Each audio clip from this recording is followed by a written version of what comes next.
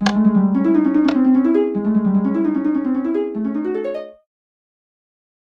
んにちは、テリーです。こんばんは、ゆっくりです。ご視聴ありがとうございます。ありがとね。さて前回は、ネザー要塞を掘り当てました。掘り当てたのは過去のプレイ含めても初めてです。長らく地底人やってて聴覚が発達したのね。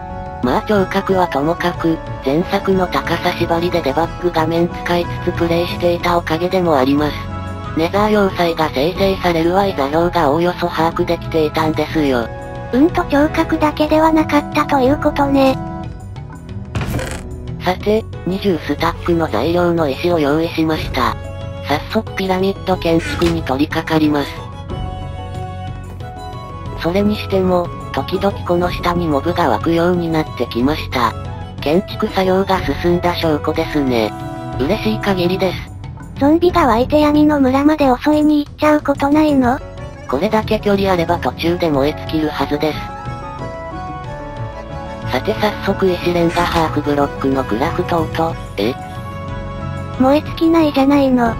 それに子供ゾンビなら昼間でも歩けるわよ。基本は私から32メートル離れたモブは動かなくなるはずです。でもこれには例外あるんですよね。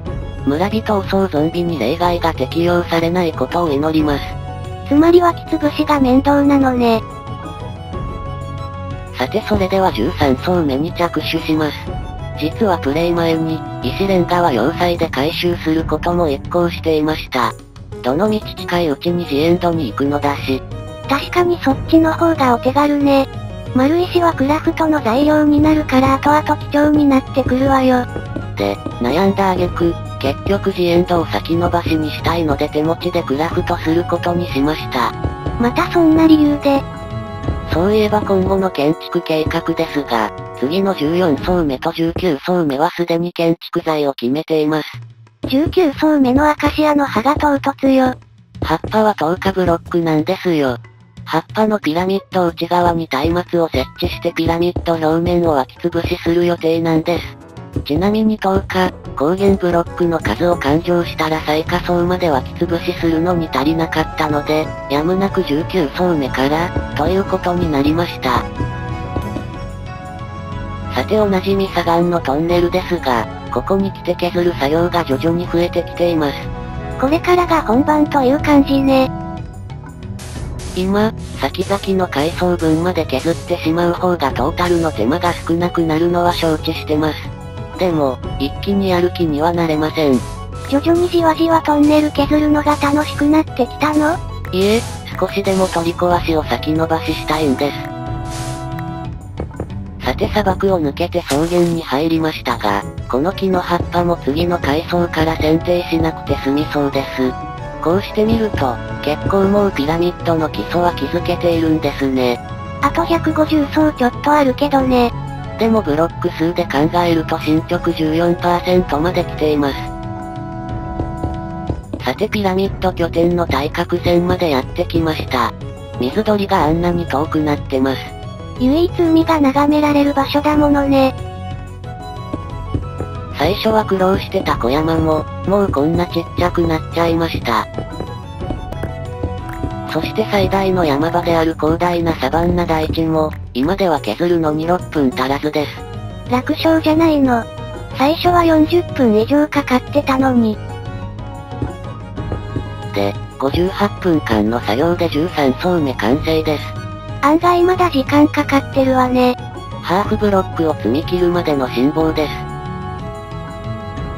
拠点に戻ってみたらリードが切れていました。なんとかならないものでしょうか。本能的にテリーから自由になりたいのね。いや問題はリードです。まあ切れても5分以内に回収できればロストしないで済むんですけど。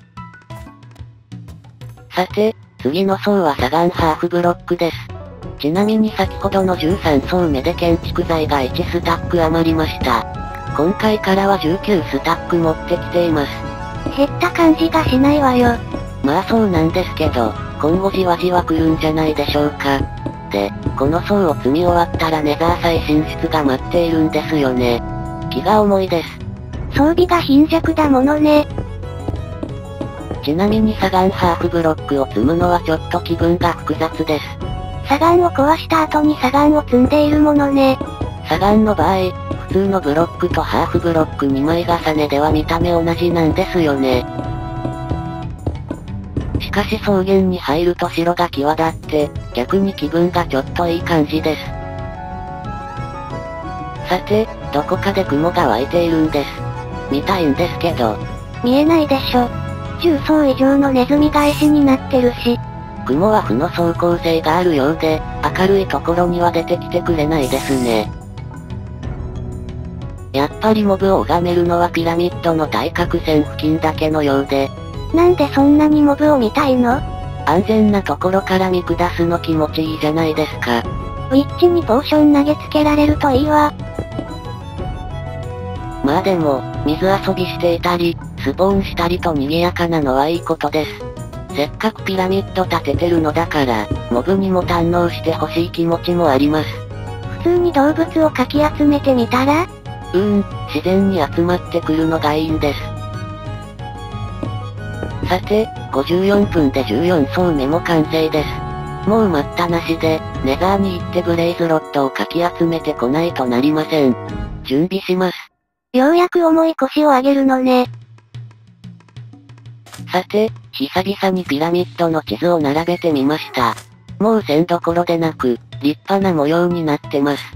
そろそろリアルで3ヶ月も経っているのにまだ模様なのよね。プレイ時間じゃまだ58時間程度です。さてネザー再進出準備ですが、最後まで迷ったのがエンダーチェストとシルクタッチを持っていくべきかどうかです。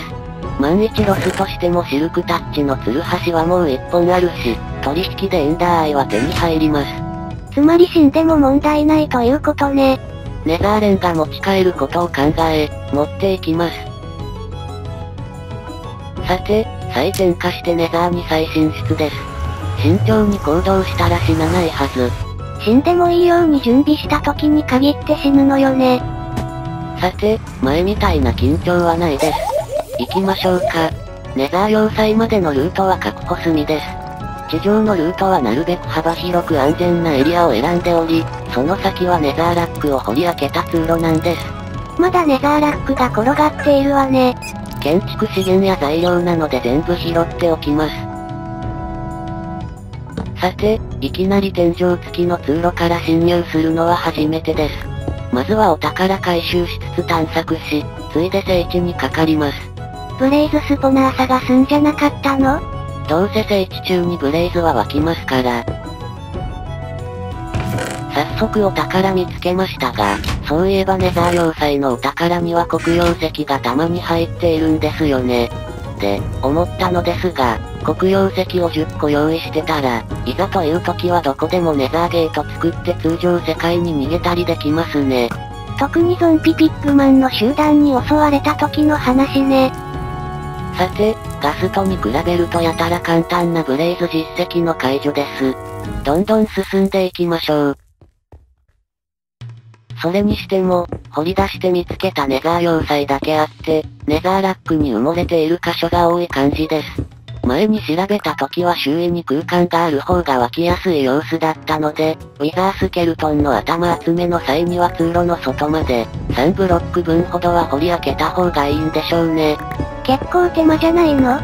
今回の企画では最低ビーコン4つ必要ですし、やるだけの価値があるはずです。さて、お初のウィザースケルトンにお目にかかりました。まだドロップ増加3がないから期待できないですけど。そもそも息抜き企画のマラクにかなり苦戦しそうだけど。それから3分、一応外が見える場所を見つけましたが、やっぱり所々にしかなさそうです。ギリギリまでネザーラックがかぶさっているわね。完全にネザーラックで覆われてた方が整地作業的には楽だったりします。足場がネザーラックで薄皮1枚なのはちょっと怖い。丸石に張り替えます。スケルトン系の音がしたので屋根に登ってみました。やっぱり見事に大半は埋もれているネザー要塞のようです。屋根スペースに湧くようにしないと頭集めが大変そうね。どうするの？さすがに屋根まで削るのは作業量が多いです。でも、ここを見捨てて別のネザー要塞を探すにしても、見つける自信がないんですよ。さて、なんだかんだで5本のブレイズロッドが溜まりました。ジエンドに行く分と、ポーション作成用で9本ほど貯めたら通常世界に戻ります。そういえばネザーロードはまだ見つかってないんです。先ほどの屋根スペースでマグマキューブが湧きました。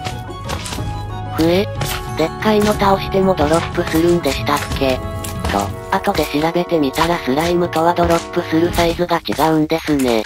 完全に忘れてました。さて、ネザー要塞に突入して30分少々過ぎたところです。かなり細かいところまで整地しているわね。なんかこのネザー要塞、張り巡らされた屋根のある通路がばらけているんです。過去のプレイで見つけたネザー要塞は、屋根のある通路はある程度密集していたものなのですが、外れ引いちゃったってことかしら。さて、ブレイズロッドはまだ6本。屋根上の掘り開け作業をする暇がまだありそうです。階段をどこに作ろうか悩みましたが中央あたりからの方がより安全でしょうね。で、屋根に登って掘り抜き作業をしていたら事件が起きてしまいました。マグマ炎上実績解除したわね。ひとまず塞がないとってなぜかできません。ステーキでどうやって塞ぐのよ。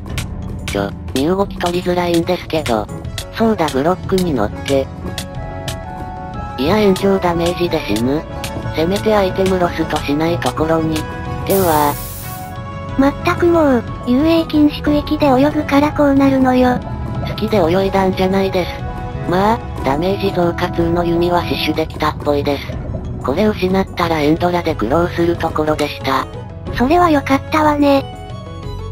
さて、敗因は考えるまでもなく、ネザーラックの間に溶岩があることを全く警戒していなかったからです。それにしても、世界は平和です。